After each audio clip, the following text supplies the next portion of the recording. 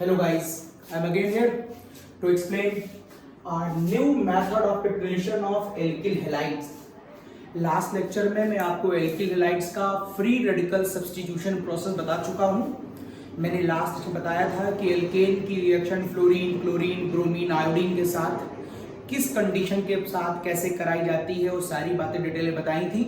आज मैं बात करने जा रहा हूँ मार्कोनिकॉफ रूल या एंटी मार्कोनिकॉफ रूल से कैसे एल्किल हैलाइड्स को बनाया जा सकता है। इट इज मार्कोनिकॉफ और इट इज एंटी मार्कोनिकॉफ। तो फिलहाल मैंने एग्जांपल दिया है यहाँ पर एक मार्कोनिकॉफ का। If a compound is unsaturated and asymmetrical, unsaturated means compound have a double and triple bond and asymmetrical means A का मतलब होता है not, symmetrical का means if a compound cannot be divided into two equal parts. This compound cannot be divided into two equal parts, so it is known as not symmetrical या asymmetrical. And when such compound react with any asymmetrical reagent, again A means not, again this compound cannot be divided into two parts. यहाँ HBr हो सकता है, HCl हो सकता है, water हो सकता है, कोई भी कंपाउंड आप ले सकते हैं। मैं HBr पे दे रहा हूँ। तो पहले रटा रटाया लॉजिक क्या कहता है Markovnikov. If a compound is unsaturated and asymmetrical and if it react with any asymmetrical reagent, then negative part of this reagent will attack on that carbon of double bond. Double bond में दो carbon होती हैं। That carbon of double bond which have lesser number of hydrogen. इसके पास एक H है, इसके पास दो H है, so नेगेटिव यहां जाएगा ऐसा कहता है। तो ऑब्वियस पॉजिटिव यहां पर जाएगा। ये एक तरह की एडिशन रिएक्शन है और ऐसा करने पर यहां पर देखिए Br आ गया और यहां पर देखिए ये वाला H, यहां पर दो H थे, वहां पर तीन H आ गए। तो इस तरीके से मार्कोनिकॉफ एक रटा रटाया लॉजिक बताता है। लेकिन आपको मार्कोनिकॉफ रूल रटना नहीं चाहिए क्योंकि कई जगह आप रट कर फिर आंसर नहीं निकाल पाएंगे। तो आपको इसका रियल बेसिक कॉन्सेप्ट मालूम होना चाहिए कि एक्चुअल में ये वर्क करता कैसे है। तो मैं बताता हूं आपको इसकी मैकेनिज्म। ये देखिए ये कैसे वर्क करता है, जरा इसकी मैकेनिज्म पर गौर करिए और समझिए। क्या होता है कि सबसे पहले तो HBr एक एसिड है और आप कह दीजिए HBr तो यहां पर एक्वस मीडियम में आयनों की फॉर्म में ही पाया जाता होगा। ये देखिए HBr यहां पर हाइड्रोब्रोमिक एसिड, वो पानी में ही होगा तो वो आयन की फॉर्म में होगा। भले मैंने HBr को ऐसे लिख दिया था, होगा रियल में वैसे। ओके, अब यहां पर देखिए ये मॉलिक्यूल जो है वो CH3CH डबल बॉन्ड CH2। जरा इस फिगर पे गौर करिए। इस मॉलिक्यूल के अंदर सोचिए जरा, जिस वेसल में ये मॉलिक्यूल रखा है अगर उसमें HBr ना डाला जाए तो क्या इस मॉलिक्यूल की पाई बॉन्ड अपने आप टूट जाएगी? नहीं ना। जिस वेसल में ये मॉलिक्यूल रखा है अगर उस वेसल में HBr ना डाला जाए तो ये बॉन्ड नहीं टूटेगी। इवन दो इस मॉलिक्यूल पर एक इफेक्ट उस वेसल में लग रहा होगा और उस वेसल का और उस इफेक्ट का नाम होगा +I, that is inductive effect. और इंडक्टिव इफेक्ट को हमें अच्छी तरह मालूम है, हम परमानेंट इफेक्ट कहते हैं। Yes, it is inductive effect, it is permanent effect. ये हर समय उसके ऊपर लग रहा है लेकिन अभी पाई बॉन्ड टूट नहीं रही है। अब क्या होगा, इन दोनों में से कोई इसकी पाई बॉन्ड तोड़ने के लिए आएगा। बताइए इसके पास H पहले आएगा कि Br आएगा? अब आपको यहां मालूम होना चाहिए कि पाई इलेक्ट्रॉनिक क्लाउड का अच्छा खासा इलेक्ट्रॉनिक क्लाउड होता है यहां पर। ये देखिए, और इस क्लाउड के ऊपर ऑब्वियस सी बात है नेगेटिव आयन तो अटैक नहीं कर पाएगा क्योंकि फोर्स ऑफ रिपल्शन हो जाएगा। यहां पर इलेक्ट्रॉन और उसके नेगेटिव रिपेल कर दिए जाएंगे। लिहाजा यहां पर अटैक कौन करेगा? H+ आयन अटैक करेगा। H+ आयन कहता है कि मैं आपके ऊपर आ रहा हूं अटैक करने के लिए। ये टेम्परेरी इफेक्ट है। H आएगा तो यहां पर इफेक्ट लगेगा, नहीं आएगा तो नहीं लगेगा। अब H को हम लोग कहते हैं, H के आने पर जो यहां पर इफेक्ट लगता है वो कहलाता है एक टेम्परेरी इफेक्ट। टेम्परेरी इफेक्ट जिसका नाम होता है electromeric effect. It is electromeric effect. Electromeric effect आपने सुने होंगे दो तरह के होते हैं, या तो ये प्लस इलेक्ट्रोमेरिक होगा या फिर ये माइनस इलेक्ट्रोमेरिक होगा। अब ये क्या होता है, अगर इस कंपाउंड पर अटैक करने के लिए पॉजिटिव स्पीशीज आ रही है तो आप कहेंगे वो प्लस इलेक्ट्रोमेरिक है, और अगर कभी कोई ऐसी संभावना बनती है कि निगेटिव स्पीशीज आ रही है, संभावनाएं बनेंगी, देखेंगे, अगर बनती हैं तो हम कहते हैं वो इलेक्ट्रोमेरिक इफेक्ट है। फिलहाल इस क्वेश्चन में हम एक पॉजिटिव इलेक्ट्रोमेरिक इफेक्ट की बात कर रहे हैं, हमें निगेटिव इलेक्ट्रोमेरिक इफेक्ट से कोई मतलब नहीं है। पॉजिटिव जब यहां पर आएगा तो ये कहेगा ठीक है, अगर आप आ रहे हैं तो आप मुझ पर इफेक्ट लगाइए, बताइए मुझे क्या करना है। तो उसने कहा अपनी पाई बॉन्ड को तोड़ दीजिए। ओके, प्लस इंडक्टिव पहले ही कह रहा था कि मैं पुश कर रहा हूं आपके इलेक्ट्रॉनों को, और इसने कहा अब अपनी बॉन्ड को तोड़िए, ब्रेक करिए। तो आप ये हटा दे रहा हूं मैं। अब आप अपनी बॉन्ड को कैसे ब्रेक करेंगे, ये सब हटा दे रहा हूं, ये हटा दे रहा हूं, इंडक्टिव हो गया, परमानेंट हो गया, हटा रहा हूं, ये हट गया, टेम्परेरी की बात हटा दी मैंने। अब आप कहेंगे इस फिगर को आप ऐसे लिख दीजिए, CH3 CH CH2 के ऊपर माइनस और यहां देखिए प्लस, क्योंकि यहां के इलेक्ट्रॉन किस तरफ शिफ्ट हो गए हैं, CH2 की तरफ शिफ्ट हो गए हैं।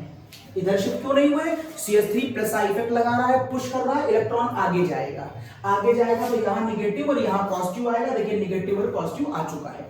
अब इसी समय H+ आयन ऑलरेडी अटैक कर चुका है, तो पॉजिटिव निगेटिव क्या हो गया होगा, न्यूट्रल। तो ये निगेटिव तो न्यूट्रल कर लीजिए, जो ऊपर से H आया उसको यहां पर दिखा दीजिए, ये देखिए H ऊपर से आ गया, तो पॉजिटिव निगेटिव न्यूट्रल, ये फिगर खत्म हो गई। यहां पर देखिए इस पहले स्टेप के बाद यहां पर एक इंटरमीडिएट बन गया है जिसका नाम है कार्बोनियम आयन। इसका नाम है कार्बोनियम आयन। और पूरी केमिस्ट्री में ध्यान रखिएगा, जब भी किसी मैग्नीशियम में कार्बोनियम आयन बने तो वहां पर उसकी स्टेबिलिटी जरूर चेक की जाती है। आपको वहां पर उसकी स्टेबिलिटी जरूर चेक करनी चाहिए। मुझे अच्छी तरह मालूम है कार्बोनियम आयन की स्टेबिलिटी का ऑर्डर 3 डिग्री, 2 डिग्री, 1 डिग्री होता है। कैसे होता है अभी बताता हूं, फिलहाल इसकी बात कर लें। कार्बोनियम आयन बन चुका है तो Br निगेटिव कहां अटैक कर देगा, तो Br negative obvious carbonium ion पर अटैक कर देगा। तो अगर इसने कार्बोनियम आयन पर अटैक कर दिया तो इसका अगला आंसर क्या आएगा, देखिए Br माइनस के यहां पर अटैक करने के बाद इसका आंसर यही आ जाएगा। तो हमें समझ में आ गया कि ये मॉलिक्यूल यहां पर कैसे बना था। ये मॉलिक्यूल सीधे नहीं बना था, इस पर इंडक्टिव इफेक्ट लगा था, इस पर एक टेम्परेरी इफेक्ट लगा था इलेक्ट्रोमेरिक। जब HBr आएगा तो पाई बॉन्ड टूटेगी, आगे टूटेगी कि पीछे टूटेगी सोचना पड़ेगा। आगे टूटेगी, प्लस आइन धक्का मारा, आगे निगेटिव, यहां पॉजिटिव आया, H ने निगेटिव अटैक करा, उसे न्यूट्रल कर दिया, बन गया कार्बोनियम आयन। अभी कार्बोनियम का डिस्कशन करना पड़ेगा और फिर Br माइनस इसके ऊपर अटैक करके आपको यहां तक का आंसर दे देगा। ठीक है, अब हम बात कर लेते हैं स्टेबिलिटी ऑफ कार्बोनियम आयन की, क्योंकि उसका भी लॉजिक हमें यहां पर लेना पड़ेगा। तो देखिए मैं स्टेबिलिटी ऑफ कार्बोनियम आयन आपको यहां बताता हूं। स्टेबिलिटी ऑफ कार्बोनियम आयन कैसे डिस्कस किया जाता है और उसका इस क्वेश्चन में क्या यूज होगा, देखिएगा। मैंने पहले लिख दिया है 3 डिग्री कार्बोनियम आयन, डायग्राम यहां दिखा दे रहा हूं। This is your 3 degree carbonium ion and this is your 2 degree carbonium ion and this is your 1 degree carbonium ion. जरा बताइए out of these which one is highly stable. मैंने आपको last lecture में stability निकालने के 4 logic बताए थे, resonance, hyper conjugation, maximum stability rule और एक था सिंपल रूल, जिसमें हमने कहा था charge is inversely proportional to reactivity. अगर आप देखिए तो मैंने आपसे कहा था 2 रूल हमारे पास चार्ज के टर्म में होते हैं। एक होता है मेरे पास मैक्सिमम स्टेबिलिटी रूल और एक होता है हमारे पास charge is inversely proportional to reactivity. Charge is inversely proportional to reactivity, और जिसकी रिएक्टिविटी ज्यादा होती है, sorry, charge is directly proportional to reactivity. जिसका चार्ज ज्यादा होता है उसकी रिएक्टिविटी ज्यादा होती है, और जिसकी रिएक्टिविटी ज्यादा होती है उसकी स्टेबिलिटी कम होती है। इसका डिस्कशन मैंने लास्ट लेक्चर में करा है, बाकी डिटेल में जीओसी में करूंगा। यहां पर आइए, ये देखिए मैक्सिमम स्टेबिलिटी ये कब लगाते हैं, जब मॉलिक्यूल में चार्ज होता है। ये रूल कब लगाते हैं, जब मॉलिक्यूल में चार्ज होता है। तो फिर दोनों में अंतर क्या है?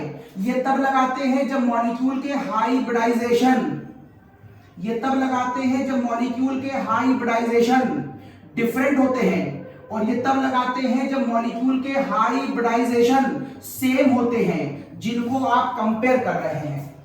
तो पहले आपको ये सोचना पड़ेगा कि किन केसों में आप ये रूल लगाएंगे, किन केसों में ये रूल लगाएंगे। तो फिलहाल यहां पर सारे केसेस चार्ज हैं, तो इन दोनों में से कौन सा रूल लगेगा चेक करके देख लीजिए। सभी केसों के हाइब्रिडाइजेशन सेम आ रहे हैं, 1 sigma 2 sigma 3 sigma, 1 sigma 2 sigma 3 sigma, 1 sigma 2 sigma 3 sigma. 3 sigma कोई कोऑर्डिनेट नहीं, कोई लोन पेयर नहीं, 3 का मतलब sp2 होता है। अगर सभी लोगों के हाइड्रोजन सेम आ रहे हैं, this is the cause, same वाला लॉजिक लगेगा, ये वाला कॉन्सेप्ट काम नहीं करेगा। अब ये कॉन्सेप्ट कहता है चार्ज ज्यादा होगी तो स्टेबिलिटी कम होगी। जरा तीनों में देख के बताइए किसमें चार्ज ज्यादा है। आपको पहली नजर में तीनों में चार्ज बराबर लग रहा होगा, लेकिन आपको याद होगा plus I effect first year का लॉजिक।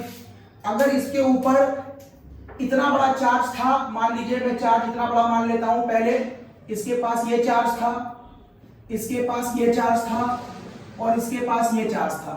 अब अगर मैं इसके ऊपर प्लस आई इफेक्ट लगाऊंगा, तो प्लस आई का मतलब होता है इलेक्ट्रॉनों को देना। इलेक्ट्रॉन दिए हैं CH3 ने, अगर इसने इलेक्ट्रॉन दिए हैं तो यहां इलेक्ट्रॉनों के आने पर इसकी जो डिफिशिएंसी शो हो रही थी प्लस से, वो साइन थोड़ा सा छोटा हो जाएगा।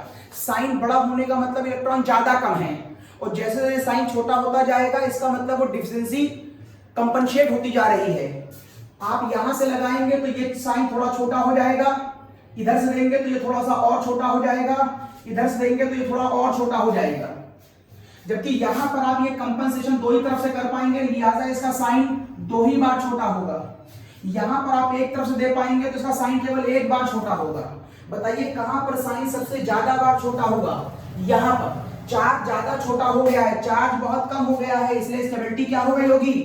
बढ़ गई होगी। चार्ज कम, रिएक्टिविटी कम, चार्ज कम, रिएक्टिविटी कम, तो स्टेबिलिटी क्या कर गई? बढ़ गई। इस लॉजिक से आप कह सकते हैं कि इन तीनों में इसकी स्टेबिलिटी ज्यादा होती है। ओके, अब आप इस वाले लॉजिक को पकड़ने के बाद मैं एक क्वेश्चन देता हूं और उसको हम लोग करेंगे डिस्कशन में। इसका एक स्नैपशॉट ले लीजिए, आगे चलता हूं मैं। ओके, आपने इसका स्नैपशॉट ले लिया होगा, मैं आगे बढ़ रहा हूं। अब मैं एक नए एग्जाम्पल की बात करता हूं आपसे, देखिए, और इसका फायदा यहां पर क्या होगा इस पर गौर करेंगे। देखता हूं, हटा दे रहा हूं, पूरा सब हटा दे रहा हूं ये।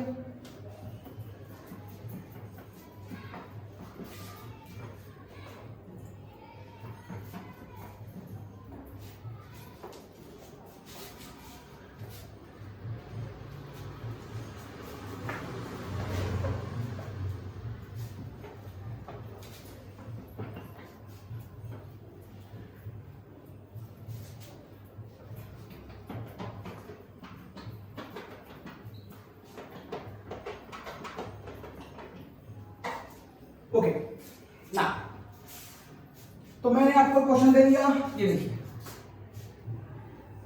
मैंने क्वेश्चन दिया आपको, बताइए इस कंपाउंड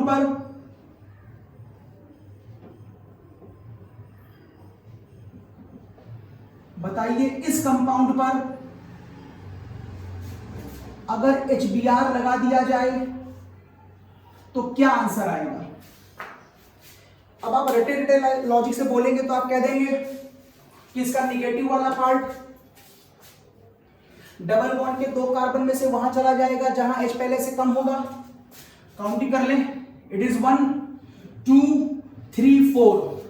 क्या लगता है इसका निगेटिव वाला चार्ज किस कार्बन पे जाएगा? अगर आप मार्कोनिकॉफ के रूल को रट के कर रहे हैं तो आप कहेंगे नंबर 2 पे जाएगा। ये सच नहीं है, क्योंकि आपने मैकेनिज्म गौर नहीं करी। आप मैकेनिज्म गौर करिए, आपको आंसर दिखाई देगा। देखिए इसके वेसल के ऊपर क्या लग रहा है? Plus I effect. जब ये पॉजिटिव यहां पर आएगा, निगेटिव तो आ नहीं पाएगा क्योंकि ये रिपेल कर देगा। जब पॉजिटिव आएगा तो इसके धक्के की वजह से ये पाई बॉन्ड आगे टूट जाएगा। इतना ठीक है? अब इससे अगली फिगर क्या बनेगी? इससे अगली फिगर बनेगी CH3H, यहां पर आ जाएगा प्लस और CH2 माइनस। ये देखिए, ये लेकिन इस माइनस पर अटैक कौन कर चुका होगा, ये वाला H, लिहाजा इसको मैं अब CH3 कर दे रहा हूं। ये फिगर आएगी और ध्यान से देखिए यहां पर जो कार्बोनियम आयन बना है वो क्या डिग्री बना है, 2 डिग्री। तो क्या लगता है आपको Br ही अटैक कर देगा, करना तो चाहिए था, लेकिन हर रिएक्शन में देख लीजिए पूरी केमिस्ट्री में जब भी कोई कार्बोनियम आयन बने क्या उसे और रीअरेंज करके स्टेबलाइज किया जा सकता है, अगर किया जा सकता है तो पहले कर लीजिए फिर आंसर दीजिए। अब देखिए मैं इस फिगर को खोल के दिखाता हूं आपको, इस फिगर को ऐसे मत रखिए, मैं हटा रहा हूं इसको, देख लीजिए अच्छी तरह, स्नैपशॉट ले लीजिए इसका, मैं फिगर चेंज कर रहा हूं। मान लो ये फिगर ऐसे ना लिख करके ऐसे लिखी गई होती, ये देखिए, और आपने कहा ये कार्बोनियम आयन है, sp2 हाइब्रिडाइज है, तो एक sp2 बॉन्ड ये है, एक sp2 बॉन्ड ये है, एक sp2 बॉन्ड ये है, अकॉर्डिंग टू हाइब्रिडाइजेशन sp2 में sp2 नाम की कितनी बॉन्डें होंगी, sp2 में sp2 नाम की 3 बॉन्डें होंगी, केमिकल बॉन्डिंग का लॉजिक, हाइड्रोजन का लॉजिक, तो एक p बाकी रह गई होगी, क्योंकि एक्चुअल में sp3 होता है, लेकिन यहां पर 2 ही p यूज हुई तो एक p बाकी रह गई, उस p को मैंने यहां दिखाया। अब आपको ये बॉन्ड दिख रही है जो इन दो कार्बन के बीच है, इसकी बॉन्ड लेंथ बहुत कम होती है, इसलिए इस घर और इस घर में इंटरैक्शन हो सकता है, और उस इंटरैक्शन की वजह से ये इससे प्यार कर सकता है और ये इससे प्यार कर सकता है, इसके पास इलेक्ट्रॉन ये खाली है, तो ये जो ऐसे दो बॉन्डे हैं, एक ये लोग और ये दोनों ऐसे एक दूसरे से ऐसे इंटरैक्ट करते हैं और इस तरह से एक ब्रिज बना लेते हैं। इस ब्रिज के रास्ते से जिसको जहां जाना है वो वहां चला जाता है अपने फायदे के हिसाब से, जिसको जहां जाना है, ब्रिज बन गया। तो जब ये इसकी तरफ जाएगा और ये इसकी तरफ जाएगा तो इन दोनों के बीच में एक ब्रिज बनेगा, उस ब्रिज के रास्ते से कार्बन यहां से इधर आएगा, क्योंकि वो 2 डिग्री कार्बन से 3 डिग्री कार्बन पे आना चाहता है, और ये H यहां से यहां चला जाएगा, जिससे बोलो इसकी अगली फिगर क्या बनेगी, जिससे इसकी अगली फिगर बन जाएगी CH3, यहां पर आ जाएगा CH3, यहां पर आएगा प्लस, एक H यहां पर आ गया, तो अब इसकी फिगर यूं आ जाएगी, और देखिए ध्यान से इस समय ये sp3 हो गया, 1 सिग्मा 2 सिग्मा 3 सिग्मा 4 सिग्मा, और अगर ये sp3 हो गया तो अब ये जो खाली लोब आपको दिख रही थी वहां पर नहीं रहेगी, अब वो खाली लोब फिलहाल इसके पास आ चुकी होगी। तो कुछ ऐसा डायग्राम आप दिखा सकते हैं यहां पर। Now what, out of this 2 diagram which diagram is best, obvious ये वाला अच्छा है, क्यों, ये 2 डिग्री कार्बोनियम आयन था और ये 3 डिग्री कार्बोनियम आयन था, और अभी भी मैंने पीछे दिखाया आपको 3 degree carbonium ion is more stable then 2 degree, this is the cause, इस वाले कंपाउंड पर आंसर आएगा। और जब आप इसके ऊपर Br का अटैक कराएंगे तो Br यहां पर अटैक करेगा और आपको अपना आंसर देगा CH3, C के ऊपर Br, यहां Br, और आपको ये मिलेगा CH2 और ये मिलेगा आपको CH3। देखिए इस कंपाउंड का आंसर ये आएगा। अगर आप मार्कनी का रूल को रट्टा मार के काम करेंगे तो आप क्वेश्चन गलत कर देंगे, इसलिए आपका लॉजिक और आपका कॉन्सेप्ट बहुत क्लियर होना चाहिए ताकि आप सही आंसर की तरफ बढ़ पाए। ओके, ये बात हो गई मेरी मार्कनी की। यहां पर जहां मैंने HBr लिखा है वहां पर तुम HBr लगाओ, HCl लगाओ, HF लगाओ, वाटर लगाओ, कोई भी कंपाउंड लगाओ जो एसिमेट्रिकल हो, सब पर मार्कनी का मान्य है। नेक्स्ट ले रहा हूं मैं एंटी मार्कनी का, ये हटा रहा हूं, ये हटा रहा हूं।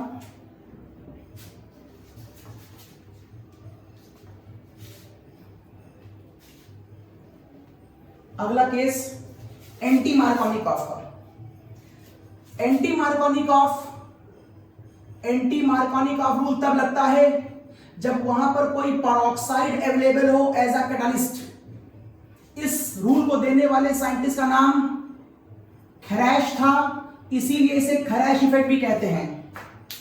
अब ये वर्क कैसे करता है, कहते हैं जब कोई अनसैचुरेटेड और अनसिमेट्रिकल कंपाउंड, मतलब सेम लॉजिक सेम कंडीशन, ये देखिए अगर कोई अनसैचुरेटेड और unsymmetrical compound, it is unsaturated and asymmetrical when react with HBr। यहां पर एक खास बात है, इस पर एस्ट्रिक बना ले, ये रूल HBr पर ही लागू होता है, मार्कोनिकॉफ सभी पर और ये HBr पर। ये HBr पर ही लागू क्यों होता है, किसी और पे क्यों नहीं होता, बताऊंगा अभी। तो अगर आप ऐसा करें तो रूल क्या कहता है, अगर मैं रटे रटाए रूल की बात करूं तो उसमें कहा जाता है कि इसका निगेटिव वाला पार्ट डबल बॉन्ड के 2 कार्बन में से उस कार्बन पे अटैक करता है जिस पर H की संख्या ज्यादा होती है। Means if a asymmetrical or unsymmetrical compound react with any asymmetrical reagent then negative part will attack on that carbon of double bond which have the higher number of hydrogen, and after that what will be the answer? We get the answer like this. ये वाला H obviously यहां चला जाएगा, double वाली bond single हो जाएगी because it is addition reaction. और अब आपको ये फिगर कुछ इस तरीके की दिखाई देगी। इस रिएक्शन का अगर आपसे कोई नाम पूछे तो आप क्या कहेंगे? ये एडिशन टाइप रिएक्शन है, ये भी आधा नाम है। पूरे नाम में ही बताते हैं कि एडिशन के साथ साथ इसके ऊपर पहला अटैक किसने किया, तो मैं बताऊंगा अभी आपको। इसके ऊपर पहला अटैक फ्री रेडिकल करता है, इसलिए इस रिएक्शन का नाम फ्री रेडिकल एडिशन रिएक्शन होता है।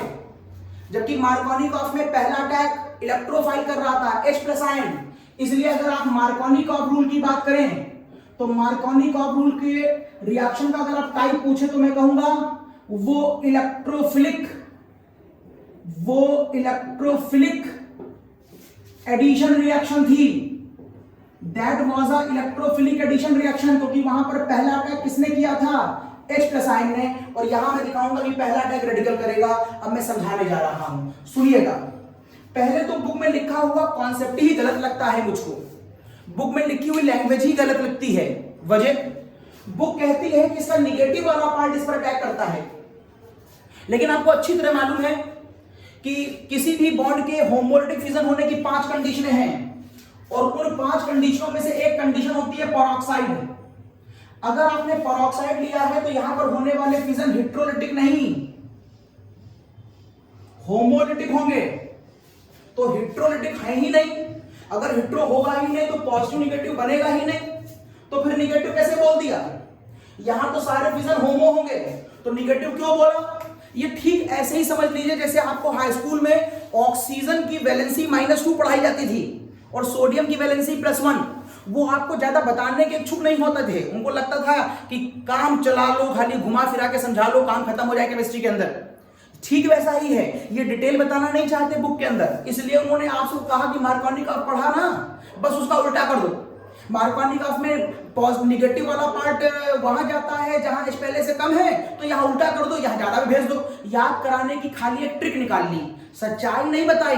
सच्चाई देखिए क्या थी, सच्चाई देखिए, सच्चाई का नाम है, यस, सच्चाई का नाम है मैकेनिज्म। ये सच्चाई का नाम है मैकेनिज्म। पेरोक्साइड के प्रेजेंस में होने वाले सभी फिजन होमोलिटिक होंगे, दिस इज द कॉज। सबसे पहले आप HBr को ब्रेक करके देख लीजिए, यहां HBr होमोलिटिक फैशन में ब्रेक करेगा, एक H इधर और एक Br इधर। ये देखिए इसका बॉन्ड टूट गया बीच से। अब ठीक वैसे ये वाली डबल बॉन्ड भी इन रेडिकल को देखा देखी टूटेगी। ये देखिए रेडिकल के साथ साथ ये बॉन्ड भी टूट रहे हैं। ये देखिए इस केस में आपको बताने की आवश्यकता नहीं है कि +I और -I, क्यों? वो तब बताते हैं जब हम प्लस और माइनस तोड़ रहे होते हैं। यहां पर आपको सीधे कहना है कि इसकी जो पाई बॉन्ड है उसका एक इलेक्ट्रॉन इस तरफ और एक इलेक्ट्रॉन इस तरफ, जिसके बाद आपको ये कंपाउंड कुछ इस फॉर्म में दिखाई देगा। इट इज CH3, CH के ऊपर रेडिकल, CH2 के ऊपर रेडिकल, ये दिखाई देगा। तो यहां से ये कंपाउंड ऐसे बन जाएगा और ये वाला कंपाउंड ऐसे बन जाएगा। किसने इनको ऐसे तोड़ा? इनको तोड़ने की वजह है पेरोक्साइड। क्यों है? क्योंकि पेरोक्साइड के आने पर इतना सफिशिएंट अमाउंट ऑफ एनर्जी वहां पर काम करता है जिससे वहां पर केवल होमोलिटिक फिजन ही होते हैं। तो होमोलिटिक फिजन हो गया। अब क्या करें? अब आपको यह देखना है कि इस HBr में से कौन ऐसा है जो इस पर पहला अटैक करेगा। दोनों ही रेडिकल है, तो पहला अटैक कौन करेगा? Halogens are always, halogens is a non-metal, H is also a non-metal, but halogens are always more reactive than hydrogen. This is the cause, reactivity order. Br radical is, Br is more reactive than H, इसलिए Br को हम पहला chance देते हैं। Br से मैंने कहा जाइए जहां इच्छा हो अटैक करिए। Br को दिखता है अटैक करने की तो बहुत संभावना है, वो जी भर के अटैक करता है। हमें देखना पड़ेगा उसके सारे अटैकों में से कौन सा अटैक बेहतर है। फिलहाल यहाँ पर अटैक होने की 2 संभावनाएं आएंगी। हो सकता है Br अंदर अटैक करे, हो सकता है Br अंदर वाले कार्बन पे अटैक करे, तो फिगर आएगी CH3। ये देखिए अंदर वाले कार्बन पे अटैक कर दिया और ये देखिए बाहर आपको CH2 दिखाई दे रहा है ऐसे, ये दोनों मिलकर बॉन्ड बना लिए। और हो सकता है ये बाहर अटैक करे तो अब आपको ये फिगर दिखाई देगी ऐसे, क्योंकि इसने अटैक कर दिया है बाहर, और अब आपको फिगर यूं दिखाई देगी, ये देखिए। फिलहाल बिहार दोनों जगह अटैक कर सकता है, दोनों संभावनाएं हैं। हमें देखना पड़ेगा कि out of these two which possibility is major, which possibility is best. कैसे पता करते हैं? स्टेबिलिटी, दो घटनाएं हो रही, कौन सी घटना ज्यादा अच्छी होगी? जिसकी स्टेबिलिटी अच्छी होगी, तो स्टेबिलिटी चेक कर लीजिए। अब आप कहेंगे इस कंपाउंड का जो रेडिकल है वो 1 डिग्री है, और इस कंपाउंड का जो रेडिकल है वो 2 डिग्री है। तब आपको स्टेबिलिटी ऑफ रेडिकल मालूम होना चाहिए। यहां पर आइए, स्टेबिलिटी ऑफ रेडिकल चेक करिए। It is stability of free radicals, और आपको मालूम होगा stability of free radicals 3 degree, 2 degree और 1 डिग्री। डायग्राम बना के देख लीजिए, ये 3 degree radicals, this is 2 degree radical, this is 1 degree radical। बताएं कौन सा रूल लगेगा? Which rules you can want to apply? इस बार इनमें से किसी पे चार्ज नहीं है, इसलिए आप चार्ज का रूल नहीं लगा सकते। इन पर आप मतलब रूल नंबर 3 और रूल नंबर 4 तो नहीं लगा सकते, जो मैंने डिस्कस किया था लाइन से। और रूल नंबर 1 था रिजोनेंस। मैंने बताया था रिजोनेंस कोचिंग का नाम रखा गया था, क्योंकि रिजोनेंस बहुत हाईली स्टेबल लॉजिक को डिफाइन करता है। तो यहाँ रिजोनेंस भी नहीं ले सकता, क्योंकि रिजोनेंस की कंडीशन होती है अल्टरनेट पे पाई बॉन्ड होनी चाहिए, नहीं है। तो बचा क्या? Hyper conjugation. हाइपर कॉन्जुगेशन का लॉजिक था बस कंपाउंड में sp2 हाइब्रिडेशन होना चाहिए, चाहे वो पॉजिटिव हो चाहे नेगेटिव हो, डजंट मैटर। चेक कर लें कहीं sp2 तो नहीं है। चेक करें, 1 sigma 2 sigma 3 sigma, 1 sigma 2 sigma 3 sigma, 1 sigma 2 sigma 3 sigma, 3 sigma, कोई कोऑर्डिनेट नहीं, कोई लोन पेयर नहीं, आंसर 3 का मतलब sp2। अगर sp2 है तो आप यहां क्या लगा सकते हैं? हाइपर कॉन्जुगेशन लगा सकते हैं। और हाइपर कॉन्जुगेशन किसका डायरेक्टली होता है?